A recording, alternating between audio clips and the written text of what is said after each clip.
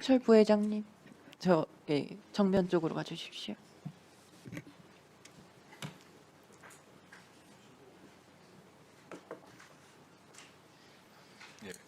네, 앞에서 많이 불리셨는데 세워두고 말씀할 기회를 많이 못 주신 것 같아요, 우리 의원님들이. 예. 제가 시간을 좀 드리려고 합니다. 김성태 회장님께서 예. 노무현 대통령을 무척 좋아했고 노 네. 대통령을 죽음으로 몰고 간 검찰에 대해서도 나쁘게 생각하고 있었다는 이야기를 들었습니다. 맞습니까? 예. 좀 제가 이제 이 청문회라는 거를 TV에서만 가끔 보고 또 이제 사람이 자기 사건을 이렇게 관심 있게 보는 분도 있지만 제가 좀 정신병 치료를 좀 받고 암이 걸리다 보니까 스트레스를 쌓이기 싫어갖고 좀 이걸 잘 안 보는 편인데 오늘 좀 느끼다 보니까 대답만 해야 되는 자리인지 아니면은 생각도 얘기를 해야 되는 자리인지가 좀 모르고 그랬는데 이제 의원님께서 이제 기회를 주셔서 좀 한 말씀만 좀 네, 드리자면 말씀하십시오. 방금 같은 상황에서도 뭐 그때 당시 우리 수사 검사님도 있었고 저랑 같이 피의자 신문으로 같이 조사받았던 변호인분도 계시고 이제 의원님께서도 이제 질문을 하시는 과정에 PPT 자료 내용을 제가 뭐 자본시장법으로 기소가 된 적이 없어서 내용 자체는 잘 이해를 못하나 그 말씀 중에 좀 이제 우리를 좀 약간 봐주기 수사를 하신다는 어양이나 이제 뉘앙스가 있는데 저희 회사가 그 나노스라고 좀 계속 문제가 되고 있는 회사가 제일 먼저 거래 정지를 당하고 상장 폐지를 당했습니다. 그리고 상장 폐지를 당하는 시점에 최고의 영업이익을 또 냈고 베트남 어쩌고 저쩌고 기사에서 한번 봤는데 그게 나노스를 현지화 생산을 하기 위해서 투자금을 보낸 것도 이상하게 변질이 좀 돼 있고 그렇다고 의원님께서 저희를 나쁘게 얘기하신다는 건 아닌데 김성태 회장 같은 경우에도 지금 자기 집 하나도 없고 모든 게 좀 압류당하고 회사는 다 상폐당하고 지금 자기도 좀 제정신으로 사는 게 아니라 거의 지금 매일 술로 살고 있는 걸로 좀 알고 있고 저도 또 몸이 굉장히 안 좋은 데서 살고 있는데 좀 조사를 받는 과정에서 지금 저희가 그 자본시장팀을 조사하는 15층과 13층을 저희들끼리 나름대로 좀 분리를 해서 얘기하는데 여기 뭐 김태현 이사도 제가 남의 얘기를 대신할 건 아니지만 15층에서 자본시장법 조사를 받을 때 어마어마한 프레셔도 받았고 진짜 13층에서 이화영 증인께서 좀 약간 협조가 되고 좀 온도가 좋으면 15층이 분위기가 좋고 그건 저희들이 이제 조사가 다 끝나고 나와서 얘기했는데 그 정도로 저희들도 강한 조사를 받았지만 혐의가 없었기 때문에 혐의가 없다고 저희는 생각되는 부분들인데 그게 요즘 와서는 계속 문제가 되고 자꾸만 이제 문제를 일으키시는데 제가 그 내용을 전문적으로 조금 이제 마무리 좀 해주시면. 예, 죄송합니다. 그걸 이해를 못해서 말씀을 좀 못 드리는데 너무 좀 저희를 좀 너무 악인화한 시선으로 좀 보지 마시고 저희도 저희 나름대로 저희도 살라고 했던 부분도 있으면 그게 오해받을 수 있는 부분도 있겠지만 회장님께서는 특히 고향도 뭐 지역색을 내터라는 건 참 안 좋은 발언이지만 고향 자체도 또 거기고 어렸을 때부터 많이 또 존경하는 분들도 딱 그쪽 출신이고 하시다 보니까 마음은 안 그런데 참 그런 부분에서 안타까워하고 좀 자기가 지금 이런 현실에 된 거에 대해서 많이 지금 절망하고 슬퍼하고 있는 건 사실입니다. 그리고 의원님께 마지막으로 이렇게라도 발언할 수 있는 기회를 주셔서 너무 감사하고 감사드립니다. 그 처음에는 사실 변호사비 대납으로 이게 네. 수사가 시작됐잖아요. 네, 맞습니다. 그런데 지금 이 대북 송금까지 이렇게 기소가 된 상황에서 똑같은 내용을 가지고 당사자신데 상황이 계속 바뀌고 강한 수사를 받으시니까 대단히 힘드셨을 것 같거든요. 예, 그 뭐 출정 기록도 저도 뭐 고검 TF팀에서 조사를 하실 때 저도 그렇게 많이 갔다는 거를 저도 숫자로는 그때 처음 인식을 했고 근데 부를 때마다 보면은 항상 이유는 있었고 검사님들 입장에서는 그러다 보면은 이제 뭐 하다못해 뭐가 하나 나오면은 뭐 검사님들 표현대로 뭐가 이렇게 계속 나오냐 그러면서 저희가 이렇게 하루하루 하고 와서 이제 얘기를 하다 보면 또 그거를 또 입증을 해야 된다니까 또 나와야 된다. 그리고 또 이제 이화영 증인하고도 또 이화영 부지사님하고도 또 뭐 또 대지를 해야 된다. 뭐 이러면서 또 나오고 그래서 저희도 나갔다가 조사를 못 받고 들어온 적도 있어요. 솔직히 그게 몇 번이 될지는 숫자상으로 정확히 기억 못 하겠는데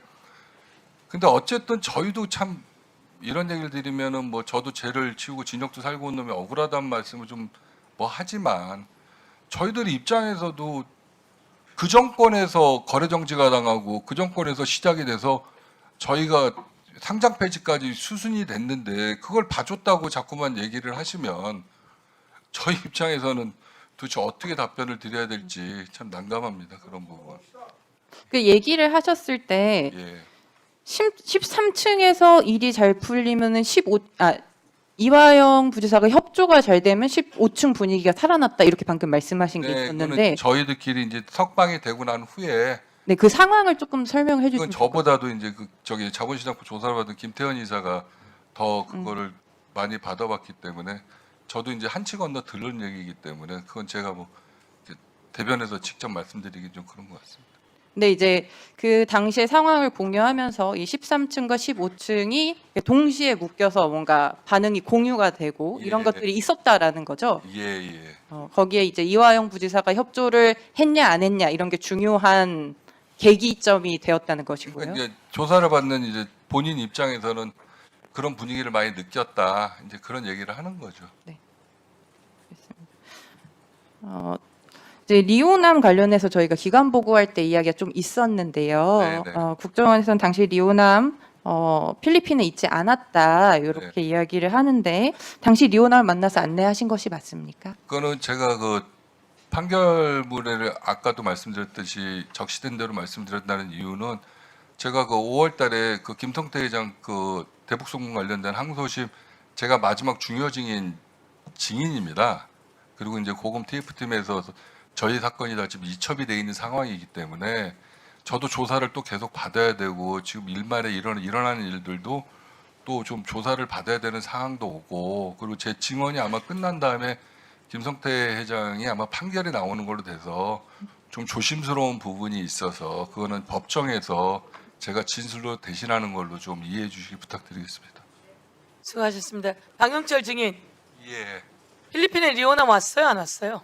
그거는 제가 자꾸 긴 얘기하지 마시고 네네. 거기에 있으면서 돈을 70만 불 줬으면 네네. 이야기 주고 받았을 거 아닙니까?